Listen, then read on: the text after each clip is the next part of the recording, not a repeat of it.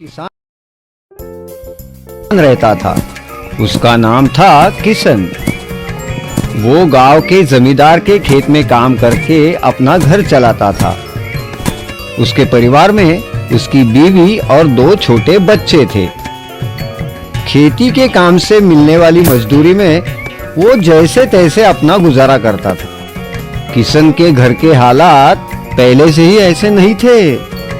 किशन का खुद का भी एक खेत था जिससे उसे अच्छे पैसे मिल रहे थे। उसके पिताजी बीमार हो गए और उनके इलाज के लिए उसे वो खेत बेचना पड़ा और इसलिए वो जमींदार के खेत में मेहनत मजदूरी करके अपने परिवार का पेट पालने लगा। ऐसे ही एक दिन खेत में काम करते हुए उसका कुदाल खेत में किसी धातु के वस्तु से टकराया। किशन को इस बात का बड़ा आश्चर्य हुआ। उसे लगा कहीं खेत में पुरखों का गड़ा हुआ खजाना तो नहीं मिल रहा। ये सोचकर किशन ने उस वस्तु के आजू बाजू की मिट्टी हटाकर वो वस्तु को गड्ढे से बाहर निकाला। वो वस्तु एक धातु का पतीला था। पतीले को देखने के बाद किशन बहुत दुखी हो गया। कैसा खजाना और कैसा क्या मिला, क्या तो ये खाली पतीला। जाने दो, नसीब मेरा। धूप तो बहुत ही है। अब थोड़ा खाना खा लेता हूँ और थोड़ी देर सोता हूँ। ये कहकर निराश हुए किशन ने अपना कुदाल उस पतीले में फेंक दिया।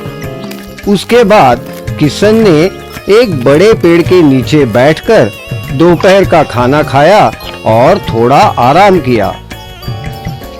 थोड़ी देर बाद किशन ने सोचा, चलो फिर से काम शुरू करना चाहिए।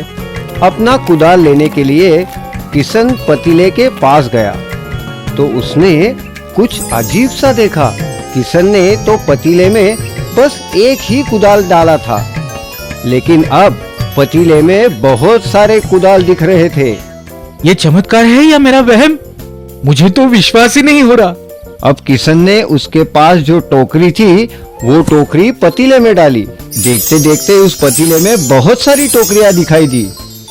अब किशन को यकीन हो गया कि ये पतीला कोई साधारण पतीला नहीं बल्कि जादुई पतीला है। वो बहुत खुश हो गया और वो उस पतीले को अपने घर ले आया। किशन उस पतीले में जो भी चीज डालता उस पतीले में उस जैसी बहुत सी चीजें बन जाती थी। फिर किशन उन चीजों को बाजार जाके बेचता था और बहुत सारे पैसे कमाता था। ऐसे करते करते किशन बहुत अमीर हो गया। फिर किशन ने कुछ गहने भी खरीद लिए और उसने जब वो गहने पतीले में डाले उसे बहुत सारे गहने मिल गए। किशन ने वो ज्यादा मिले हुए गहने बाजार में जाकर बेच दिए। अब किशन और भी अमीर हो गया। किशन का पड़ोसी था मोहन। किशन अचानक अमीर होने से मोहन किशन से जलने लगा था। इतने कम दिनों में किशन इतना अमीर कैसे हो गया? इसके पीछे जरूर कोई राज है, मुझे वो ढूंढना पड़ेगा। फिर मोहन ने किशन पर नजर रखना शुरू कर दिया। कुछ दिनों में ही मोहन को जादू के पतीले के बारे में मालूम हुआ।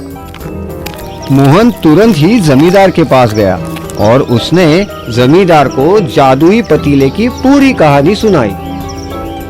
मोहन, ये जो बोल रहे हो वो सब सच है ना?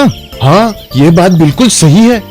आप मुझ पर यकीन कीजिए, मैंने अपनी आंखों से देखा है। फिर जमींदार तुरंत ही किशन के घर आए और पूछा, क्यों रे किशन, मोहन बता रहा है कि तेरे पास एक जादुई पतीला है, कहाँ से चुराया रे? अरे नहीं नहीं नहीं सरकार, मैं ये चुरा कर नहीं लाया। मुझे ये खेत में काम करते हुए मिला। अगर ये तुझे खेत में मिला है तो ये पतीला मुझे मिलना चाहिए, क्योंकि वो जमीन मेरी है। ला दे वो पतीला, मैं उस जादुई पतीले को अपने पास रखूंगा। किशन बहुत गिड़गिड़ाया, लेकिन जमींदार उसकी एक भी बात सुनने को राजी नहीं थे। जमींदार ने वो जादुई पतीला लिया और वे अपने घर चले गए। फिर जमींदार ने भी उस जादुई पतीले से बहुत सारे गहने और बहुत कीमती चीजें पाई और उन्हें बाजार में बेच के बहुत सारे पैसे भी कमाए। अब ये सब बातें राजा तक पहुंची तो राजा ने तुरंत ही अपने सैनिक जमींदार के घर भेजे और वो सैनिक वो जादुई पतीला जमींदार से जबरदस्ती लेकर राजमहल पहुंचे। ये पतीला सच में जादू का है या नहीं, इसे परखना होगा। ये कहकर राजा ने अपना ताज उस पतीले में डाल दिया। तुरंत ही एक ताज के बहुत सारे ताज बन गए। इतने सारे ताज देखकर राजा खुश हो गया। तो राजा ने भी उस जादुई पतीले के मदद से बहुत सारे गहने और पैसे कमाकर अपना खजाना भर लिया। ये जादुई पतीला है, इसमें कोई संदेह नहीं। लेकिन पतीले के अंदर क्या होता है जिससे चीजें 2 गुना से भी अधिक मात्रा में प्राप्त होती है, ये देखना होगा। मैं खुद उस पतीले के अंदर जाकर देखता हूँ। राजा उस पतीले में उतर गया, लेकिन वो एक बात भूल गया कि उस पतीले में जो भी रखा जाता वो दुगने से भी अधिक मात्रा में पाया जाता। जैसे ही राजा पतीले के अंदर गया, तभी उसी वक्त जादुई पतीले से बहुत सारे एक जैसे राजा बाहर निकल आए। बाहर आते ही सब राजाओं में सिंहासन के लिए झगड़ा शुरू हो गया।